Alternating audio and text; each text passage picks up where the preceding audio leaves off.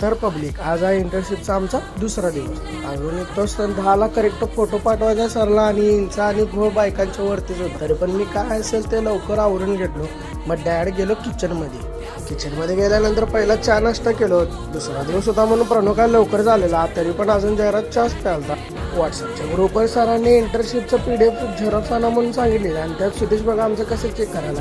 मग काही बी न वेळ घालवता डायरेक्ट गेलो आम्ही ग्रामपंचायतकडे. तुम्हाला ओळखत असेल की पब्लिक आम्ही तर 10 दिवस आहे म्हटल्यानंतर आम्हाला 10 दिवस काय तर टास्क देत असेल आणि आज होता दुसरा दिवस. आणि दुसरा दिवस मध्ये टास्क काय होता की ग्रामपंचायत हे गावाला कुठली सुविधा करून घेतली त्याची इन्फॉर्मेशन आम्हाला घ्यायची होती. जी इन्फॉर्मेशन पाहिजे होती ती काय असेल ते मॅडमांनी आम्हाला 15 मिनिटात म्हणजे सगळी इन्फॉर्मेशन दिलेली.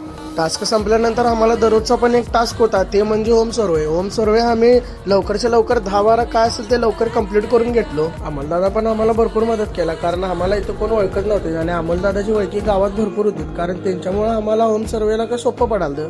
घरात आलो आणि पहिला नमाज पढून घेतलो कारण 1 वाजता आम्हाला टिफिन बेलची सुट्टी होती.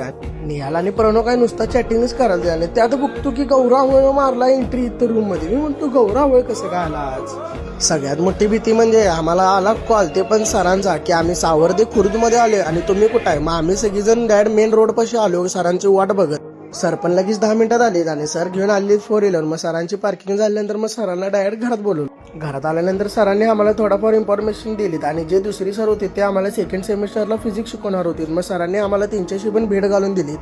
जेवण काय आमचं तयार झालेलं नव्हतं म्हणून सरांनी काय असेल ते डाएट कोकवरच भागवलो आम्ही. सरांना पुढच्या गावात पण स्टुडंट्सला इंटर्नशिपला भेटायचं होतं म्हणून त्यांनी पण लगेच लवकर निघले आणि त्यात लगेच गौरावळ पण लगेच निघाला कारण गौरावळची होती पुण्याला मॅचेस. मग बघा की गाडीवर कसा ॲटिट्यूडनं बसलाय बघा की भाऊ. पोरांना लागलेली बुक. मग काय असेल ते लवकर स्वयंपाक आवरलो. मग सगळेजण बसलो जेवायला.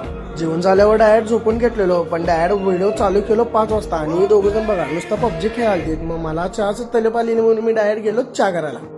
चहा तयार झाल्यानंतर मग नेहाल पण काय सुट्टी देणं झालता नुसता बिस्किट नुसता चहाच प्यालता. आणि तुम्ही आणि म्हणचेला आम्ही कुठं चालू मेन म्हणजे रात्री जेवणाला काय करायचं हे कोडा पडलेला म्हणून सगळं काय असेल ते कोड मिटवलो आणि डायरेक्ट गेलो आम्ही पनीर घ्यायला. 200 ग्रॅम पनीर घेऊन आम्ही डायरेक्ट आलो घरला. घरात जायच्या अगोदर जयराजला काय झालं काम येत बघा डायरेक्ट घरात एंट्री कसं मारलाय त्यानं. पोरांना भूक पण खूप लागलेली आहेत म्हणून डायरेक्ट घेतलो मिक्सर डायरेक्ट मसाला केलो पनीरचा. सुदेश कालपासून किचन मध्ये आला नव्हता आणि कॅमेरा चालू आहे बघितल्यानंतर काय पण करायला बघा कसं करायला देऊ.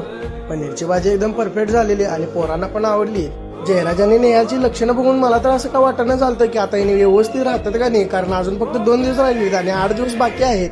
तर पब्लिक तुम्हाला जर माझी व्हिडिओ आवडत असेल तर लाईक करा, फॉलो करा, शेअर करा, कमेंट करा आणि भेटूया तुम्हाला पुढची व्हिडिओ.